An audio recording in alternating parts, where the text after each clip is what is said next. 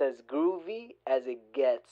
Oprah, Can You Hear Me? Oprah vs. Donald 2020 is a conversation by Julie Benetti and Susan Barbaro and a production of EI Alliance, copyright 2019. America is courtesy of New Threads off their new album, Felonious Wilma. Hi, this is Julie, and I am here with Susan again, and not for anything, we don't really know what to say about Oprah. I think she's maybe enjoying her tequila from the Daily Show. Maybe we love you, Oprah. We're not sure what's going on, so we're going full force into Mr. Trump. Because he is still an interesting character, energy-wise, to talk about. Right, and so how are your adrenals today? Oh gosh, yeah, my adrenals. Anytime you sit and spend any time looking at social media or watching TV, the quote news, it just hits you right in those adrenals.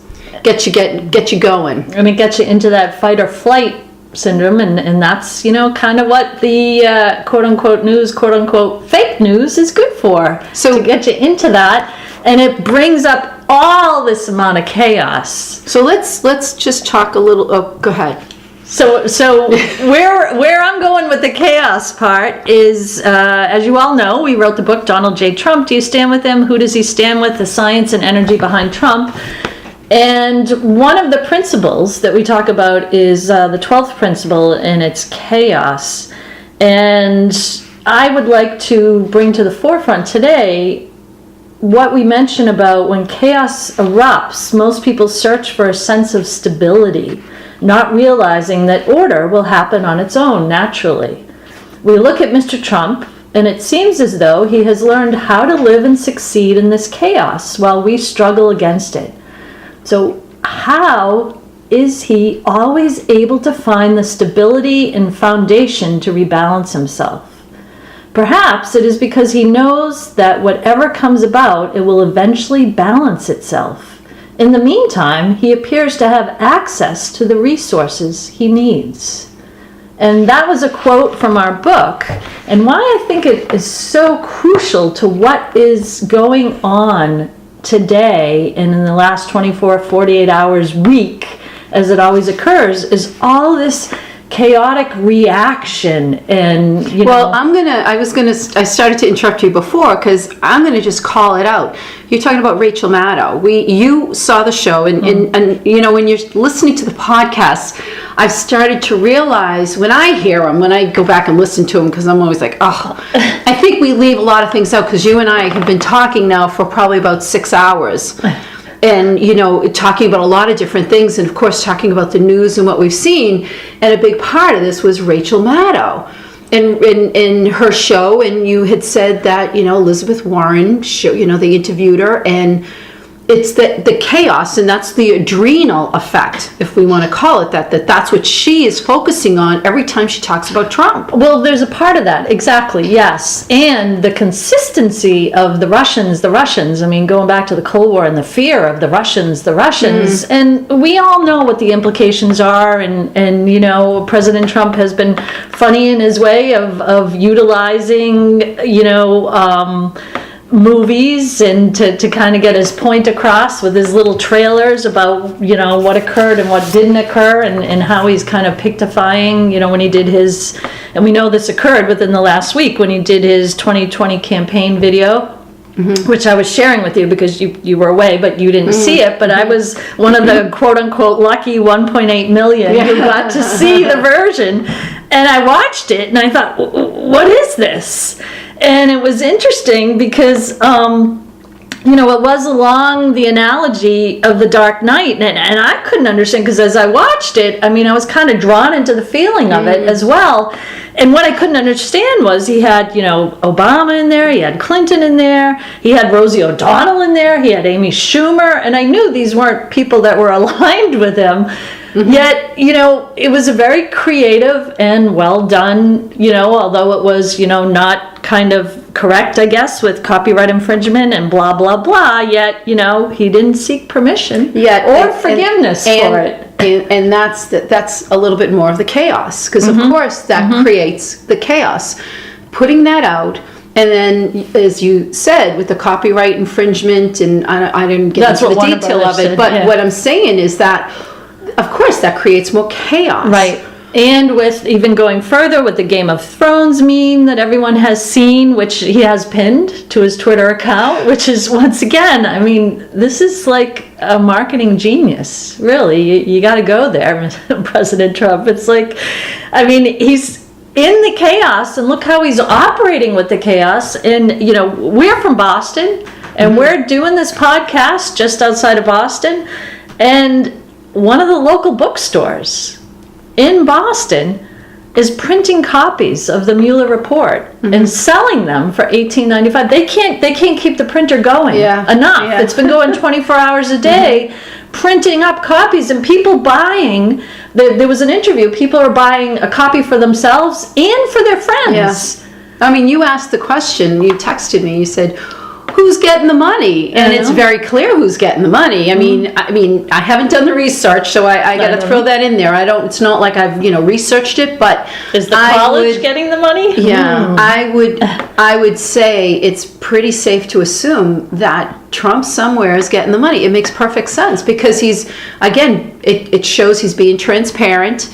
It actually works for him. It's like completely supportive of everything he's trying to say, and then, like I said, he gets the buck from it. Well, I would translate it, actually, the buck in this instance, and if you heard our tarot podcast, which was interesting, there's an exchange there, and what he's getting is press.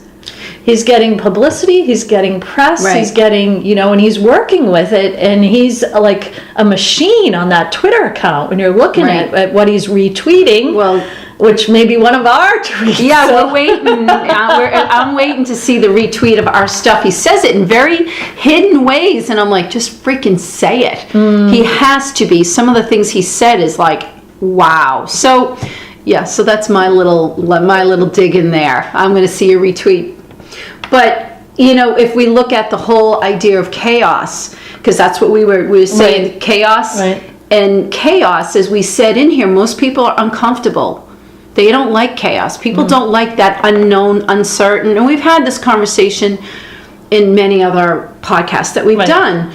And yet he appears, not only does he do well with chaos, but he thrives in chaos. He creates chaos. And one would ask, why would he do that?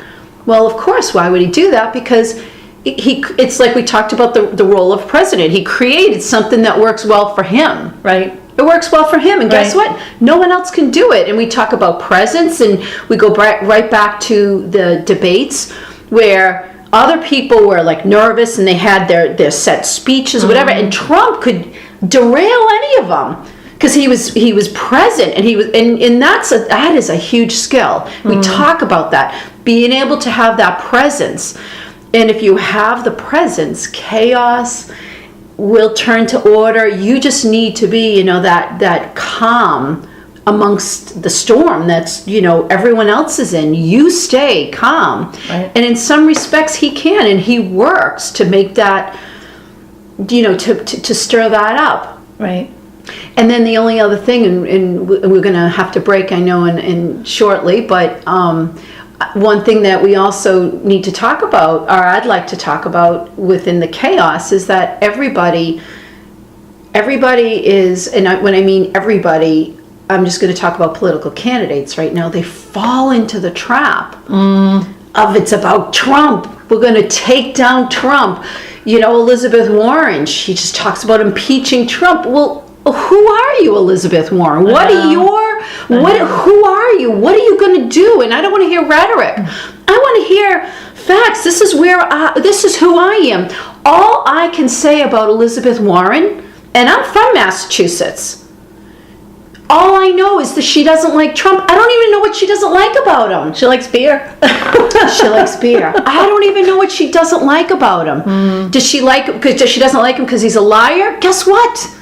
Let's look back in history. How many politicians, how far do we have to go back to point at everybody who's lied that's come out? Okay? She doesn't like him because she thinks, he's got people, he's making deals behind the scenes. Hello? Is that news to anybody? I know.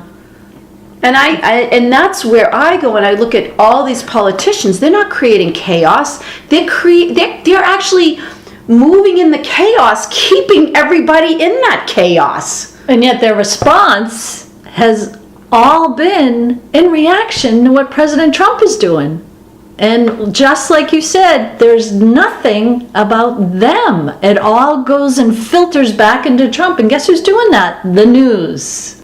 Okay, so we're kind of going on and on about chaos and, this being kind of President Trump's trump card over everybody because he knows how to work in chaos. And I'm going to take a little angle here because I often do. So I'm working on this other project, and the other project is related to the Oscars, and I'm not going to talk about it, but it's going to be funny and fun and whatever. But I don't want to reveal anything. And so I'm doing background research on it. And it was funny because I think it was like last week when I said, you were away. I was checking out some of social media, and I saw that The Daily Show had done that little hysterical, vignette on President Trump using central casting. And I thought, oh my God, this is hysterical. And, the commentary on it was negative, yet I don't think they got what they were portraying, because as they had great little clips that I couldn't have accessed myself, in such a great way, it was like a movie trailer. And it showed President Trump kept on saying central casting. And so here's my thread here into chaos and fear and what you're creating. I mean, Hollywood is known for this. The movies that come out are known for this. We were talking earlier about Halloween and Friday the 13th and how, when I was a kid, I, got into the Halloween movies. And I never did. And well, I got somebody to get the tickets. You weren't supposed to. It was R-rated. I was too scared. I realized that every time the music came up, someone was going to get killed, so that I could figure out. And my adrenals weren't, kind of accessed. I didn't know that back then, but they were in a manner of saying. And so there's all this kind of access of that, and that's what we started the podcast out saying in relation to chaos and how well Donald Trump, works through chaos, and that's like one of his fortes. And so it's odd to me how the media just doesn't get it. They just keep on creating an immensity of chaos, as do other candidates. And where I was going with this central casting was, it was funny in my research for the Oscars. I came across, the derivative of where central casting came from. And I realized they don't really, they're giving him advertising for what he's actually doing. And back in the early 1920s, and I won't go through all the history that I shared with you about it, but there were so many people going into Hollywood to be extras that they decided to come up with this company called Central Casting Corps back in 1926 to kind of filter the extras and kind of take a record of who was there and register them and be able to network through and help them with the studios and who wanted jobs and who could get jobs and what jobs were available, because before that there were so many agents and studios creating scams with these people that were just wanting to get into Hollywood. And it was funny because in my research I found out that it was established by William Harrison Hayes Sr., who was from Indiana and a Republican.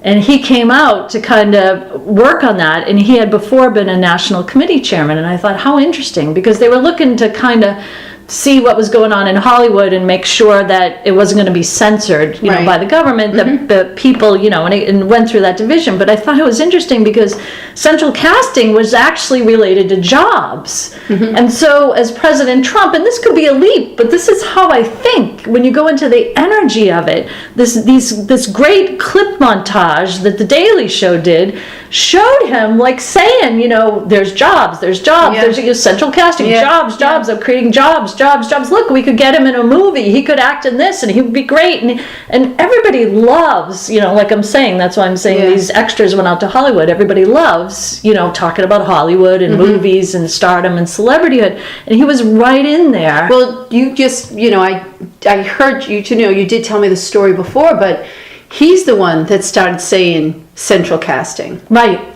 So he actually brought the thought of that energy into the space. And it was and he used something that we could all sort of relate to, not that we were all extras, but we can understand that we love movies, and people watch the Oscars, Right. people watch things to see who's doing what, and they love to hear the stories, the backstories.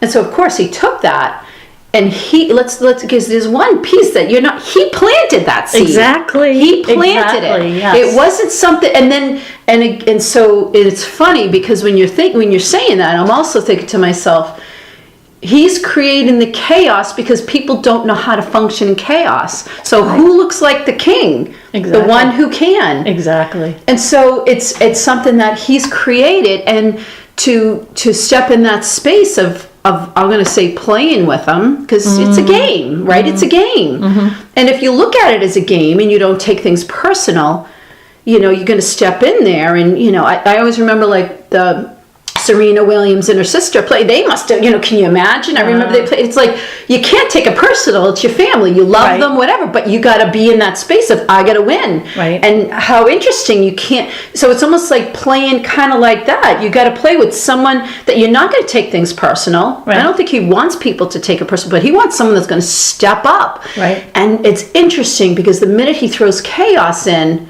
people don't know how to react. And he even proved it by what exactly you're saying. He Right. throws up here, I'm going to throw this out. Right. I mean, that's what the mentalist, right? Isn't that what mentalist, Exactly. you throw it out. Yep. And here we are looking at, quote, the news, Right.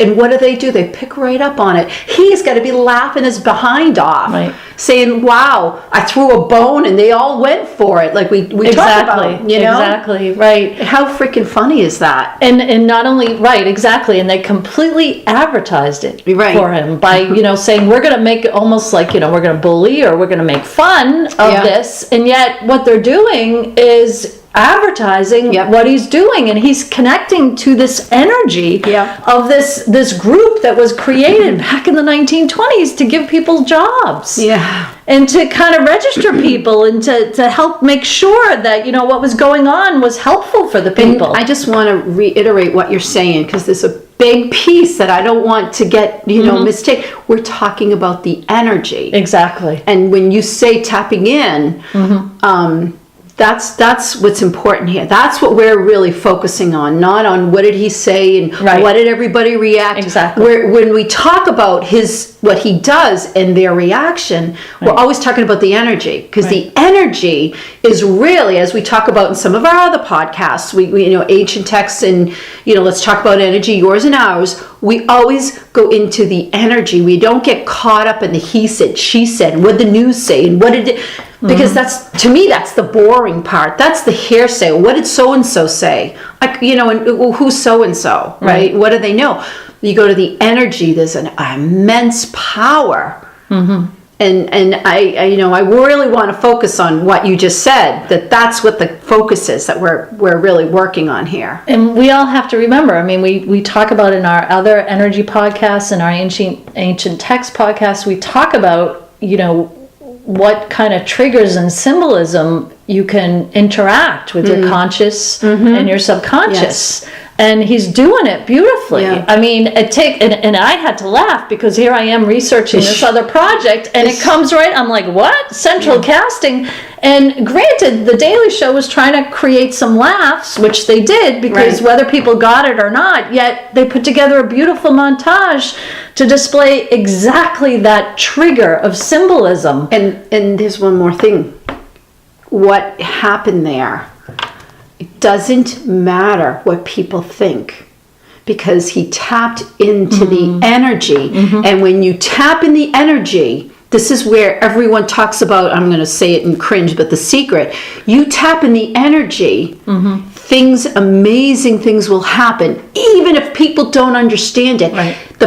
And I'm trying not to, reiterate and keep talking, but this is huge. The fact that he taps into that energy of what was going on, he's working in that energy. So it doesn't matter what anyone else thinks, whether you even had that knowledge or not. He has the knowledge. He's using it to create, as you said, his big thing is jobs, creating jobs, standardizing things. And the funny thing is with the whole Me Me Too movement, that central casting, then you hear about the casting couch, blah, blah, blah. But that was at least a start to kind of remove, like you just said, a lot of the schemes and taking advantage of people. That was meant to kind of eliminate that and put a process so it's a little bit more standardized. He's aligning with that energy. Right.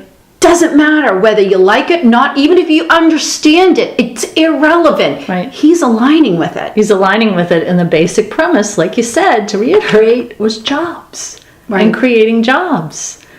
And once again, the news comes out and tries to create chaos about it, and that's perfect because that's where he thrives.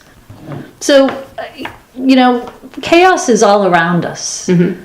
And, you can become flustered every day by things that are going on, and you can, your adrenals are tapped all the time. Even if you sit and watch, like, old nostalgia TV, they have all the drug commercials and all the other, whatever.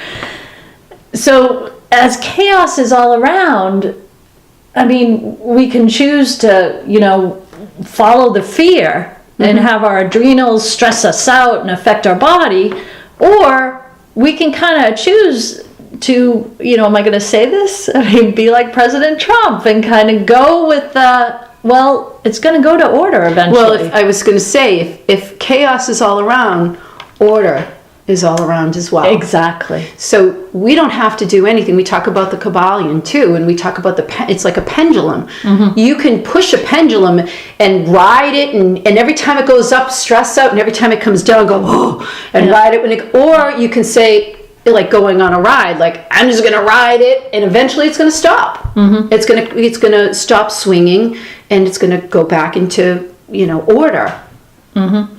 And so it's interesting because then I go, okay, so you turn on any news channel and it's all about this. Oh my God, get the report. It's flying off the shelves. You got to read the report and look what he lied and look at this and everyone's opinion and every political candidate coming on top and everybody's reaction to it and everybody's, and then, President Trump, again, it's funny because he's got his little meme out there that says, no collusion, no obstruction, game over. Yeah. He's going right into the energy of it. And again, we're not going to talk about how he ties that in with Game of Thrones, which is out there, which everybody is enjoying. Right. Again, amazing marketing to get the message out there. And then people pigpile on it, but almost in the wrong way that even explodes the message more. Right. Exactly. And so in that sense, when you want to, kind of ask the question, why does the media promote chaos and fear? Because that's all they have. Exactly.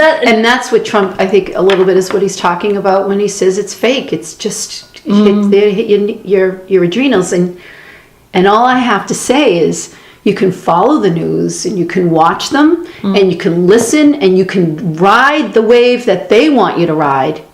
Or you can listen to podcasts like this and get some clarity for yourself and say to yourself, I'm not going to fall victim to what they do. I'm going to be who I am. Right. And I'm going to make my own decision.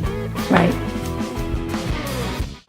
Thank you for listening to this production from EI Alliance. Check out our Amazon authors pages for books and podcasts, along with our Donald Trump and Oprah books for this series. Find great music by New Threads on iTunes, Spotify, and on newthreads.us.